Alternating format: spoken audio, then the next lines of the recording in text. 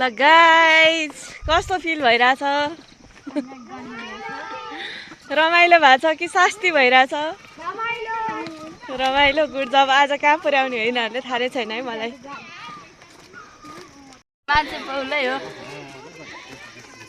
hello ma'am finally आइसक्यौँ भन्नु न हामी डेस्टिनेसनमा पुग्यौँ यहाँ आएर देऊ दाउरा खोजिसकेछ नि है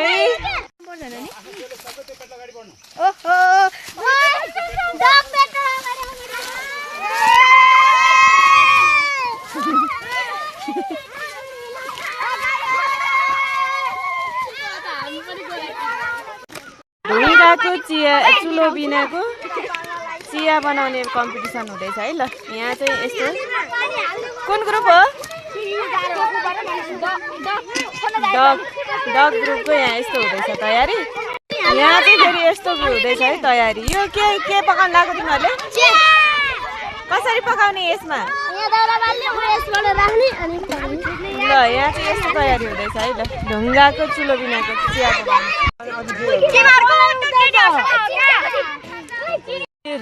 कराईमा खिर हो अलि मजाले चलाऊ न तलबाट डढ्छ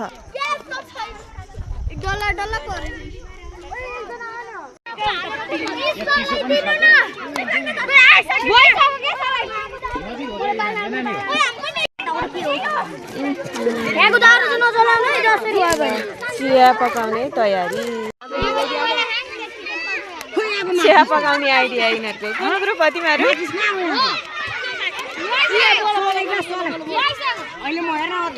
तिमीहरू कुन ग्रुप अरे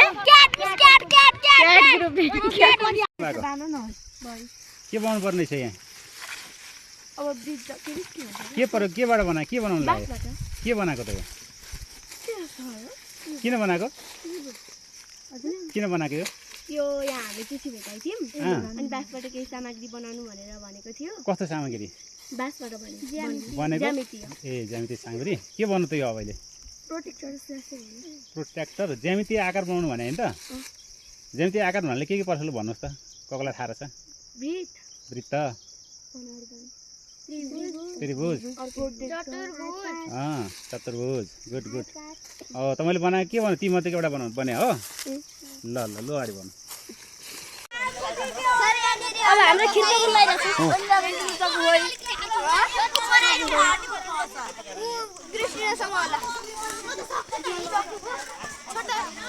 यहाँ आलु काट्दैछन् भाइहरू ए ताक्दैछन् भाइहरू के हो यो कसले बनाएको यो अन्डा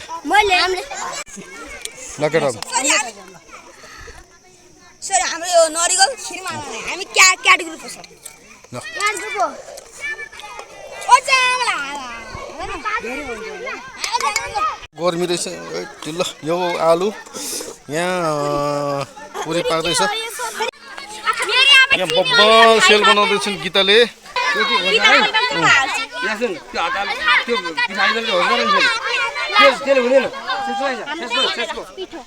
छेस्कुले गर्नु नि छेस्कुले नानी फलफसा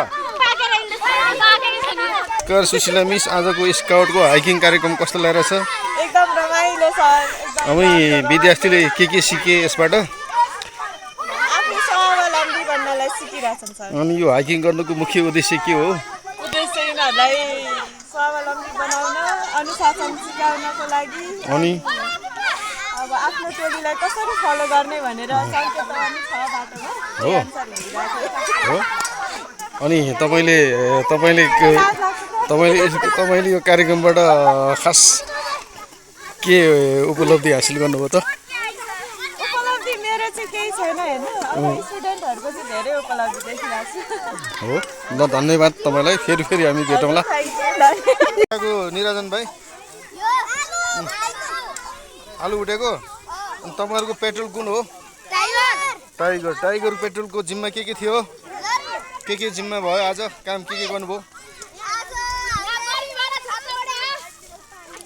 गर्मी त आज एकदम लास्टै घाम छ अनि के बनाइयो त यो बाहेक हो होइन अनि जो पेट्रोलले के गरेको यो टपरी गाँसेको तपाईँलाई टपरी गाँस्न आउँछ सारिका ए ल भेरी गुड गो पेट्रोल तपाईँले के बनाउनु भयो त खोइ अब खिर बनाउने नबनाउने काउडको नानीहरू हुनुहुन्छ के गर्नु लाग्यो नानीहरू आलु तपाईँहरू कुन पेट्रोल रे डोबको जिम्मा के पर्यो आलु ताख्ने अनि अरू आलु अनि अन्डा अन्डा ल मिठो छ हो ल कस्तो राम्रो काम गरेर है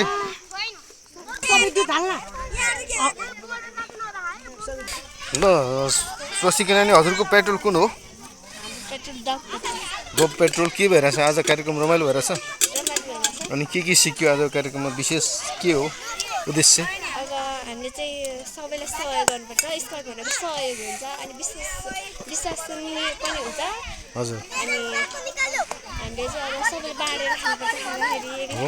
तपाईँले के बनाउनु भयो त अब हामीले चाहिँ रोटी बनाउँदैछौँ अनि यहाँ रोटी यहाँ साथीले रोटी है ल यो रोटी बनाउने साथी ल अनि तपाईँले रोटी बनाउनु भने चाहिँ सुक्खा रोटी बनाउनु भएको हो अनि बेल्नु चाहिँ कसले बेल्नु भएको हो कस्तो राम्रो बनाएर रहेछ ल अनि आजको कार्यक्रम रमाइलो लाग्छ के भइरहेछ के सिके जस्तो लाग्यो अनि के चाहिँ रमाइलो लाग्यो हो ल अहिले रोटी खान आउने ल दोरकुमारी लानु के गर्दै हो हजुर रोटी बेल्दै अनि यो आज स्काउटको कार्यक्रम होइन हाइकिङ कार्यक्रम होइन मा आज के चाहिँ सिक्यो के रमाइलो लाग्यो साथीलाई सहयोग गर्न सिक्यो अनि यस्तै पकाउन सिक्यो हो हामी क्याट ग्रुपमा छौँ है क्याट ग्रुपले फेरि पुरी बनाउँदैछ यहाँ क्याट ग्रुपले रोटी बनाउँदैछ राम्रो बनाएछ त्यो भाँडामा अलिकति माट लगाएर तिमीलाई मार्न सजिलो हुन्थ्यो अहिले माटो ल गर्मी भएको हुनाले छाता ओढेर ल अब यता हुनुहुन्छ कुन पेट्रोल ल पेरोड पेट्रोलले अचार बनाउँदै हुनुहुन्छ यहाँ ल रोटी पनि उहाँहरूकै हो रे ल एकदम रमाइलो भइरहेछ हाम्रो नारायण सर हुनुहुन्छ नारायण सर आजको हाइकिङ कस्तो लागिरहेछ ठिक छ राम्रो छ हो अनि तपाईँले यो हाइकिङबाट विद्यार्थीलाई के सिकाउनु भयो त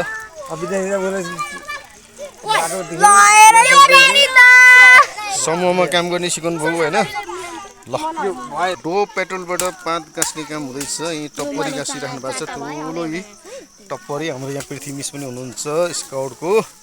ल पृथ्वी मिस आजको कार्यक्रम कस्तो भइरहेछ एकदम सर विद्यार्थीहरू एकदमै उत्साहित भएर आफ्ना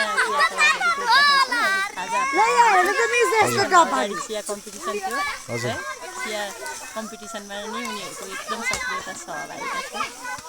रमाइलो भइरहेछ मिस हामीले आजको हाइकिङ कार्यक्रममा के कुराहरू विशेष गरी सिकेका छन् उनीहरू चाहिँ अभावमा सामग्रीहरू नहुँदाखेरि पनि आफूले चाहिँ आफ्नो जीविकोपार्जनको लागि के उपायहरू जस्तो अघि हामी यो चुलो नहुँदा ढुङ्गा नै नभेटिँदा पनि चिया पकाएर खान सक्छौँ भन्ने उदाहरण उनीहरूले चाहिँ बिना चुलो चाहिँ चिया पकाएर खुवाइसके अब त्यसपछिका विभिन्न कार्यक्रमहरू छन् त्यसमा पनि बिना भाडाका परिकारहरू बनाएर खाने कार्यक्रमहरू छ त्यसले गर्दा उनीहरू अभावमा पनि जिउन सक्छ होइन भन्ने सिप चाहिँ आज उनीहरूले सिकिरहेका छन् अब हाम्रो कति बजीसम्म हुन्छ मिस कार्यक्रम हामी करिब 5 बजेतिर चाहिँ यहाँबाट चाहिँ बिदाई हुने गइसक्ने भन्ने हामी मिस धन्यवाद हजुरलाई